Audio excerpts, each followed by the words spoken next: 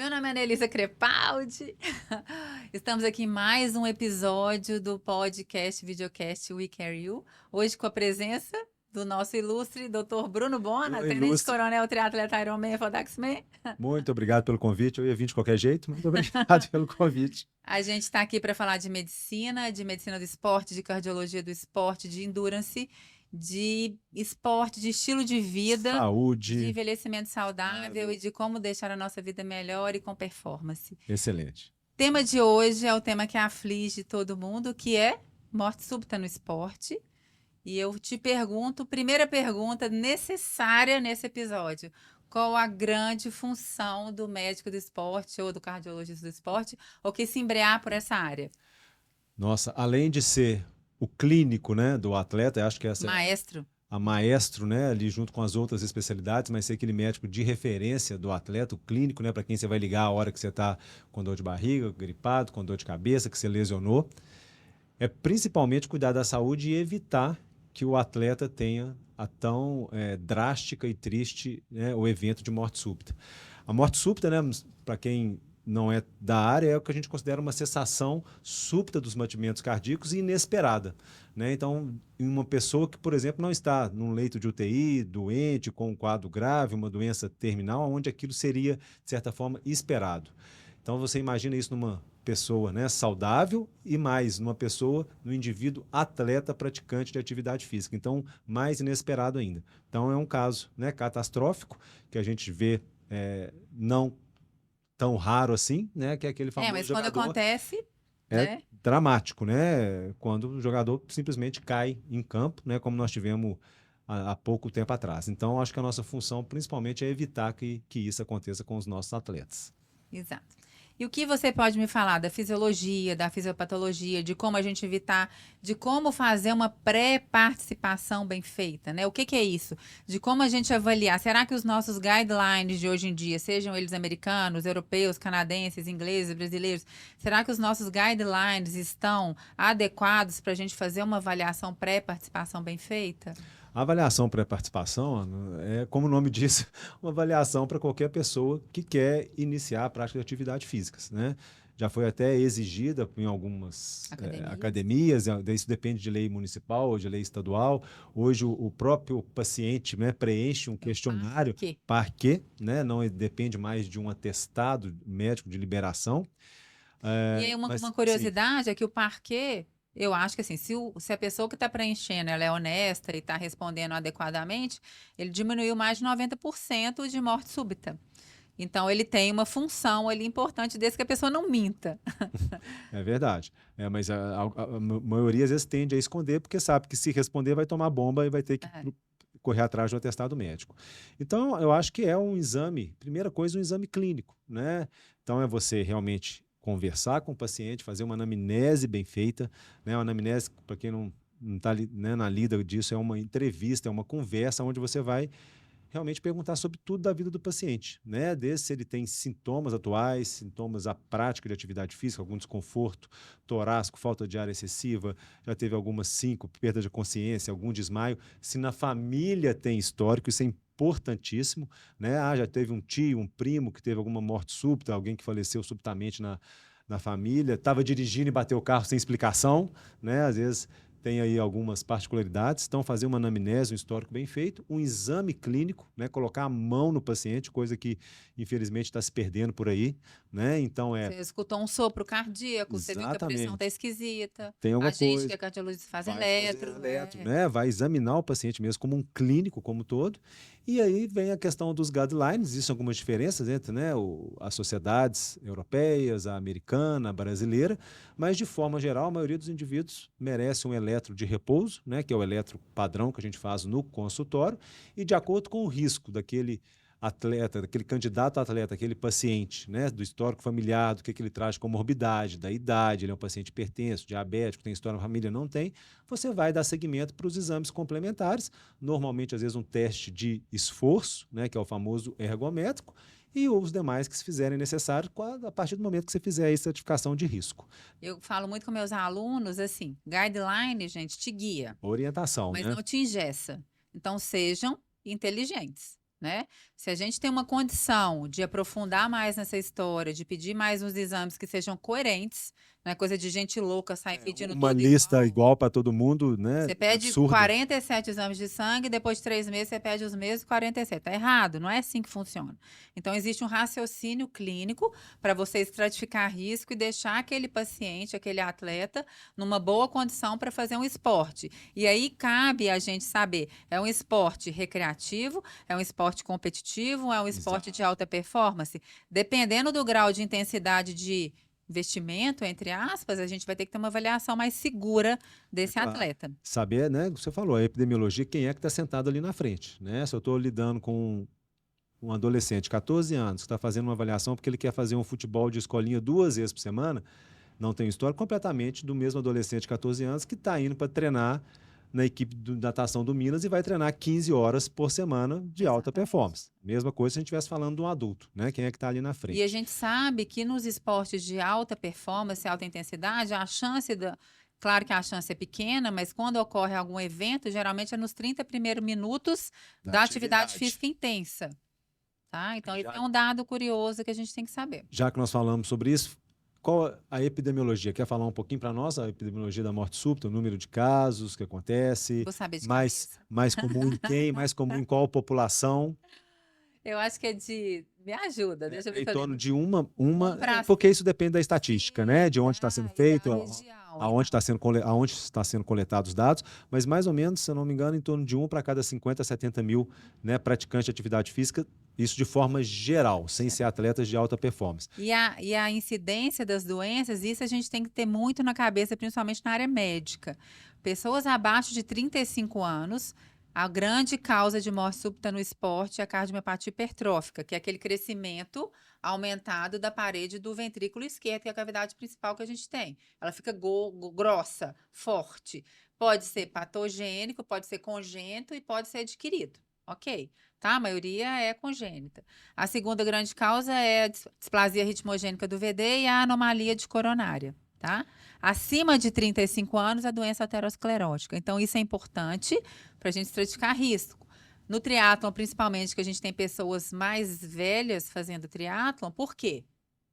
Por que que a gente tem um público mais velho? A gente é velho, tá, gente? Primeiro porque tem que ser maduro, né, para querer Ir pra encarar a balada baladinha e ali pra treinar balada. Não dá para cedo. você sair na sexta ou no sábado e fazer o longo de 3, 4 Disciplina. horas, né? Então já tem que estar no momento de vida que você entenda que é aquilo que você quer e você vai dedicar para isso, Então né? tem que ter disciplina, então vão ser pessoas às 40 mais, que são os grupos fortes aí do triatlo. E aí a gente pensa que nesses pacientes a chance maior é de ter uma morte súbita por alteração coronariana, infarto, entupimento de coronária e etc e O tal. que não exclui O as resto outras das coisas. doenças. Por isso, a avaliação pré-participação tem que ser bem feita. Como a gente é triatleta e no nosso meio a gente conhece muita gente, às vezes eu acho um absurdo que a pessoa tem 20 anos de triatlon, vai na nutricionista e tem que ir mesmo, tem um treinador físico que tem que ter mesmo e nunca foi no médico. E aí com 60 anos infarta e não sabe por quê. O que você consideraria, você já adiantou as causas, né, das principais causas, depois nós vamos voltar nisso, que eu acho que vale a pena frisar a diferença entre o público jovem, né, abaixo de 35 anos, e o público acima de 35. Depois a gente destrincha isso um pouquinho, mas o que você considera, assim, numa avaliação, né, pré-participação ou mesmo no acompanhamento, com foco na prevenção da morte súbita, além ali, né, claro, da consulta, da anamnese, do exame clínico, que você vai fazer de Como métodos eu complementares, faço? com foco, né, vamos falar da parte cardiológica. Então, como eu faço, gente? O guideline me guiou, mas eu tenho a minha prática clínica, tá? Então, o paciente meu, então vamos pensar, Ironman, sprint olímpico, o que for que ele for fazer, maratona, ultramaratona, trail run, etc e tal. Ele tem que ter um eletrocardiograma, que já vai fazer no meu consultório. A gente faz ecocardiograma, ultrassom do coração. Se puder ter o strain, melhor ainda, eu vou agradecer. Um Doppler de carótida, 2 semanas atrás, um conhecido nosso teve uma dissecção de artéria Isso que eu ia vertebral. perguntar, qual é o objetivo de fazer o Doppler de carótide, para o pessoal Então, leigo entender? Então, Por vamos que eu estou pensar. fazendo? Carótida, gente, é uma artéria que passa na região do pescoço e leva a circulação do sangue para o cérebro. Do mesmo jeito que a coronária passa em volta do coração e leva a circulação para o coração. A doença aterosclerótica, a deposição de gordura na parede da artéria, ela é difusa. Se você faz um exame de carótida que é simples, que você faz pelo ultrassom, você vai gastar experiente, 5 minutos para fazer. Se você já vê um depósito de gordura na parede da artéria, pode-se supor que você Que os possa demais ter vasos também na podem coronária, no estar cérebro, na acometidos. perna, etc e tal. E você, aí, além disso, ainda vê as artérias vertebrais que podem ter hipoplasias, você pode ter distorções e pode ter anormalidades. Então, é um exame para a gente estratificar risco cardiovascular de uma forma simples, efetiva, Ok. Não tranquila. invasiva, Não né? invasiva, sem Tranquilo. radiação. Então, já faz parte do meu Então, hall de exames. ecocardiograma, Eletro, eco, eco, Doppler Doppler de de carótida, carótidas e vertebrais, teste ergométrico, um teste de esforço, um né? Que é o teste de ergométrico. esforço. Coração é carro, tem parte elétrica e parte mecânica, tem que ver as duas coisas. Na clínica, a gente tem a ergoespirometria, que é o teste cardiopulmonar, que ele é mais completo, padrão ouro para avaliação do atleta, porque ele vai ver VO2, limiares, fluxos pulmonares e vai fazer o seu acompanhamento de uma forma mais assertiva. Não tem jeito de fazer? Teste ergométrico resolve. Resolve, Me né? dá Para segurança para essa liberar avaliação o de risco, atleta. né? Porque Exatamente. é você colocar o atleta ou o indivíduo, né, ou o paciente em uma condição de estresse, né? Então vai sair ali da frequência basal dele de 60, 70, 80 e fazer com a frequência suba, né, para E tem que 160, subir. 170 e tem Se que não subir, subir. tá alguma coisa Tem uma errada. coisa errada, e para o teste ser válido, ele tem que subir. Então você vai simular um estresse, no caso um estresse físico, e ver se naquele batimento lá de 160, 170, 180, você tem alguma alteração da onda do eletro, que não tem no repouso, você faz alguma arritmia, né, uma arritmia simples, uma arritmia grave, comportamento de pressão. Outra coisa, no repouso, né, na hora que ele encerra o esforço, os primeiros 2 minutos até os 5 minutos de observação, como que a frequência cardíaca Isso regride, influencia. influencia. Você pode ter um indicativo ali de que o paciente tem uma carga autonômica simpática maior ou está desequilibrado, comportamento de pressão. Então, é um exame assim, muito importante para essa avaliação E pré-participação. eu já vi treinador físico falar que teste ergométrico e a respirometria não serve para nada. Me dá um desgosto no coração tão grande. Eu falo até ele ter o primeiro atleta infartado com morte súbita no meio da pista. Então, gente, por favor, né? Cada um no seu quadrado. E vamos ter a avaliação toda completa para o nosso atleta ter segurança para poder treinar de forma efetiva e E com qualidade. com qualidade. Né? E vamos falar das causas, né, mais comuns de morte súbita em atletas. Você já adiantou, a gente vai dividir a população, né, de certa forma, em mais velhos, né, maior do que 35 anos ou menores do que É 35 triste anos. saber que a gente é mais Mais velho, né? Para isso nós somos 35 mais. Por que muda isso? Por que tem essa divisão? Porque muda a prevalência das doenças, é isso? Sim. Tá. Claro. Então, abaixo dos 35 anos, se a gente for elencar de uma forma universal, quais são as principais causas de morte súbita em atleta jovem? Então, a cardiomiopatia Cardiomiopatia hipertrófica, hipertrófica. sempre. Teve uma Que- vez em 2003 que teve um jogador dos Camarões, isso aí a gente lembra disso, que faleceu em campo e depois descobriu-se que ele tinha cardiomiopatia hipertrófica. Eu falei, meu Deus, será que nunca fizeram Mas um isso ecocardiograma de um não atleta? é infrequente, Sim, né? mas Isso a é um gente vê. absurdo. É uma seleção Não é.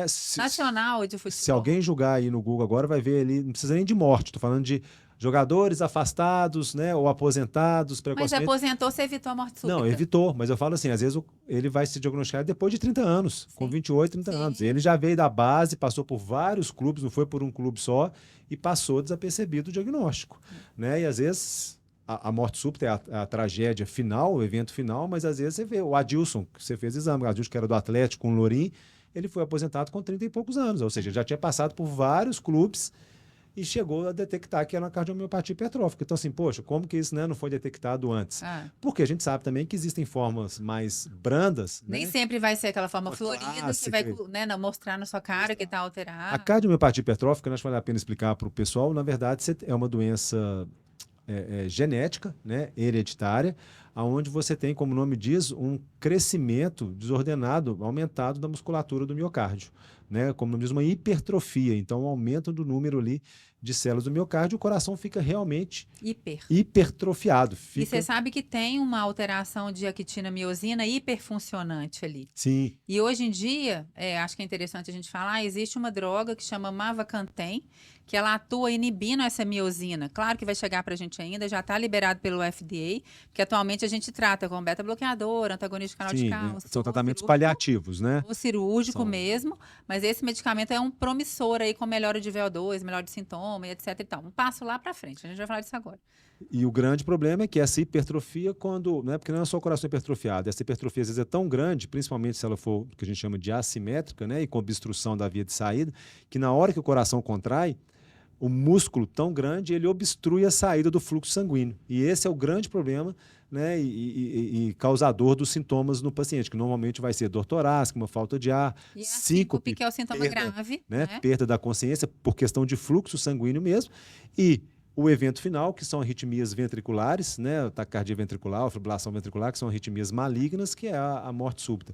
Porque o coração é tão hipertrofiado que ele vai tendo ali um desarranjo, fibrose e potencialmente gerando esses focos de arritmia. Só para explicar um pouquinho para o pessoal, a cardiomiopatia hipertrófica. Então, a primeira causa, né, depois a gente tem É anomalia de de coronária. anomalia de coronária, quando a coronária, né, que é a artéria que Nasce de um nutre lugar o errado. coração, nasce de um lugar errado, normalmente passando ali por trás do músculo e sendo comprimida. A displasia arritmogênica de ventrículo direito, que é uma alteração também estrutural do músculo cardíaco. E que às vezes pode acontecer nos atletas de endurance, porque eles dilatam cavidade direita também. Você tem uma substituição, né, do tecido cardíaco, do miocárdio, por uma infiltração gordurosa. A ressonância, ela é um método que ajuda a diagnosticar. Ela não pode falar que tem tecido gorduroso, mas ela vê que tem um desarranjo. E normalmente o ventrículo direito, né, como nós falamos, o nome é displasia arritmogênica do ventrículo direito, ele fica ali dilatado, com microneurismas e potencialmente também gerando as arritmias fatais que a gente falou. E a anomalia de coronária, o padrão ouro de avaliação é a angitomografia de coronária. A tomografia de São coronária. exames diferentes. Um é um exame anatômico, né? São completamente diferentes os tipos de exame. E a quarta causa são as causas elétricas, né? Aí são as doenças do sistema elétrico do coração. Nós falamos até agora de doenças estruturais que geram arritmias malignas, mas nós podemos ter um coração estruturalmente normal, Mas né? que está com estresse metabólico, Isso. hemodinâmico. O músculo é normal, não tem hipertrofia, está tudo certinho, não tem dilatação, mas o sistema de condução, né, o sistema elétrico, ele não é normal.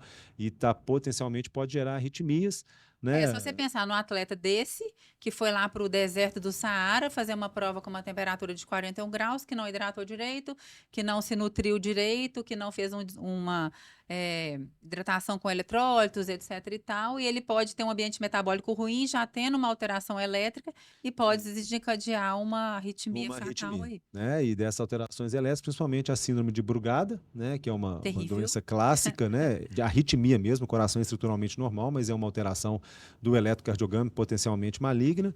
E a síndrome de prestação ventricular, que é o Wolff-Parkinson-White. Que não é incomum. Não é comum a gente ver. A gente faz diagnóstico com eletrocardiograma, é muito simples de dar o diagnóstico. Síndrome do QT longo, né? Sim. Que é um intervalo do eletro ali que ele fica mais largo e ali você pode ter outras arritmias. E que o que a gente viu muito na pandemia, que todo mundo usava cloroquina. Cloroquina, que pode aumentar esse intervalo do QT. Então, esse é um dos riscos do uso da cloroquina.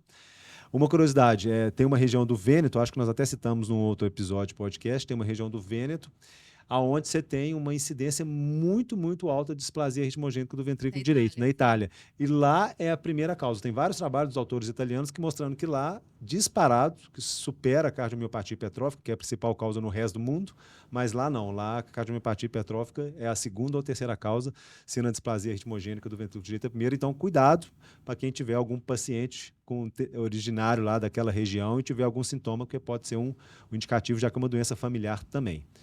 Menos de 35 anos. Acima de 35 anos, você já adiantou, a principal causa é a doença aterosclerótica coronariana, né? Que a Ana citou. São os entupimentos dos canos, gente. Exatamente. Depósito de gordura, formando a famosa placa de gordura, levando a obstrução da coronária. Quanto mais fatores de riscos, né? Diabetes, hipertensão, sedentarismo, tabagismo, maior o histórico familiar, maior o risco. E uma curiosidade que a gente tem, gente, os esportes de alta intensidade, de endurance, de alta intensidade, esse é um estudo, né, que a gente tem, falando que esses atletas, eles têm mais tendência a ter depósito de gordura em parede de artéria. Ah, eu te falei para você não treinar tanto, mas calma. Esse depósito de gordura, ele é mais benigno do que o normal, ele tem chance de instabilizar muito menos do que de uma pessoa sedentária, talvez pelo alto esforço, pelo alto estresse oxidativo e pelo tanto que esse colesterol pode grudar na parede dessa artéria. Então, ele pode ter mais placa, mas essa placa ser mais benigna. E lembrando, né, que a doença aterosclerótica é a principal causa de mortalidade no mundo, tá? Em qualquer população, se a gente não fizer uma estratificação por idade, é óbvio, pacientes mais Mulher jovens, e homem. né, vão morrer de trauma, os jovens, né, abaixo de 20 anos, de outras causas, mortes violentas. Mas se a gente não estratificar, é o que mais mata no mundo. E isso não exclui que o paciente tenha uma doença congênita das que nós citamos. Então, às vezes, um atleta de 45 anos tem um risco cardiovascular, porque tem um histórico familiar, tem um colesterol alto já genético, mas ele pode ter uma doença subjacente, né, uma doença estrutural do coração genética, como uma cardiopatia hipertrófica ou outra, uma doença elétrica. E para a gente finalizando, o que eu faço com esse paciente que tem uma doença de potencial risco para morte súbita? Ele pode treinar, ele pode praticar esporte competitivo? Depende. O paciente com Na miocardiopatía grande hipertrófica. maioria dos casos, ele não vai poder fazer um esporte competitivo. Competitivo. E esse negócio da cardiomiopatia hipertrófica está mudando. A gente já tem novos estudos e novos guidelines que a gente ainda não tem essa resposta ao certo, mas eu acho que ao longo dos próximos 5 anos vai mudar muita coisa a respeito disso, tá? Mas esse tipo de atleta, ele não pode fazer esporte competitivo. E principalmente de alta intensidade. Exato. Né? Então ele vai ter que vir ali para os esportes. E para você aposentar um atleta desse, eu não sei se os médicos sabem disso, a gente tem que ter um relatório em prontuário com assinatura de mais de um médico, não pode ser um médico só, tá? Tem que ter mais de um médico assinando isso e a família presente para poder mostrar que esse atleta realmente ele não pode participar. E é a catástrofe para um médico do esporte, né? Mas acontece e, na verdade, é para preservar a integridade física do atleta. Exato. Não vai poder fazer triatlon, corrida, maratona, mas vai poder ser bilhar, arco e flecha. Não, mas é verdade. Caminhada, boliche, normal, alguma coisa nesse sentido. Exatamente. Mas antes vivo, né? Porque a integridade é o que importa. Bom, vamos finalizar. Muito obrigada pela sua participação. Muito obrigado pelo convite. Vamos treinar, gente. Eu falo muito isso com meus pacientes, ter longevidade no esporte. Que eu tô com 49, Bruno com 48. A gente quer treinar até 70, 80, 85. Então vamos cuidar. Esse podcast foi gravado no futuro, viu, gente? Não tem essa idade ainda não. Vamos treinar com longevidade, com saúde, com vigilância, que eu acho que é a coisa mais importante. Muito obrigado. Até a próxima. Bye, bye.